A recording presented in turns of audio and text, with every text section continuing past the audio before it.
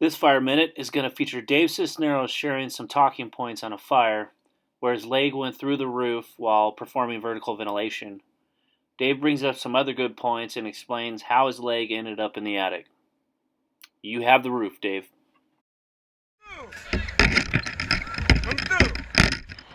As usual, when you're approaching your structure, size it up and keep in mind that sometimes you aren't going to have a perfect place to throw your ladder, so just choose the safest, most efficient place. At the beginning of our shift, we did discuss which ladder we were going to throw depending on which type of structure, as well as how we were going to raise it. As you can see here, there was some slight miscommunication. Go flat!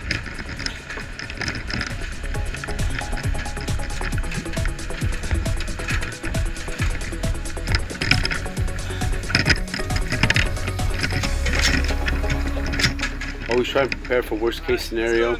As you can see here, once we get our ladder raised, we made a decision to throw it to the inside of that ridge just in case it were to slip and fall. It would fall into that balcony instead of falling to the outside of the structure and possibly hitting somebody or damaging some property.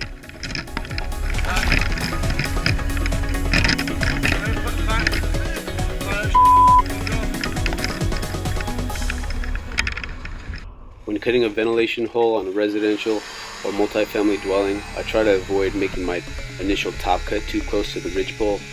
The reason being, that may put you over a hallway, which may help the fire spread, and also you may have trouble punching through and hitting the top of a wall. I felt the soft spot a little bit below truck 10's initial hole, so I had my partner extend their hole down to encompass that soft spot. For me, I think it's important to be directly over the fire on a smaller structure. That helps make sure that you're not going to be cutting over an adjacent room, and it also eliminates that soft spot so nobody steps through it. On a large commercial structure, the thought process is a little bit different. You've got larger spanning structures and members, and it's a lot more dangerous, so I try not to get too close to a soft spot, and it's not as likely that there's going to be a wall between you and the fire. As you can see here, I had a little trouble getting that hole open with my roof hook. What I should have done is took a step back, had my partner dice it or cut a corner out earlier, as opposed to doing what I did here and trying to use my hook as a lever and getting it stuck.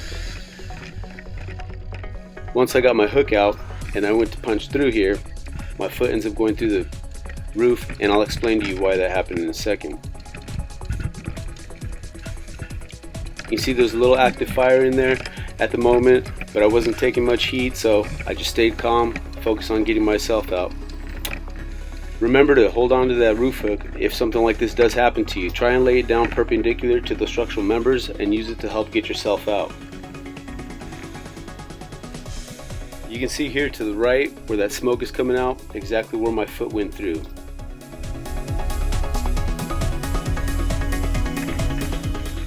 I would say one of the major learning points of this structural fire for me was the importance of cutting your hole correctly.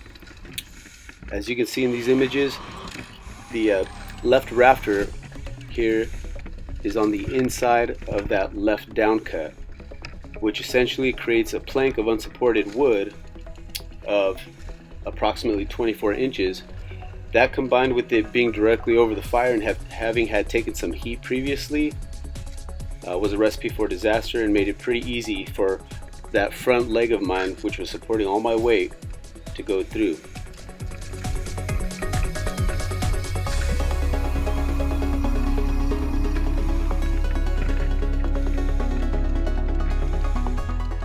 Right here is a good shot of that left down cut being on the outside of that left rafter. Another point to that is when you do go to extend a hole off of somebody else's initial hole, keep in mind that it may not be cut exactly how you want that thing cut, and you may just want to start your own hole completely.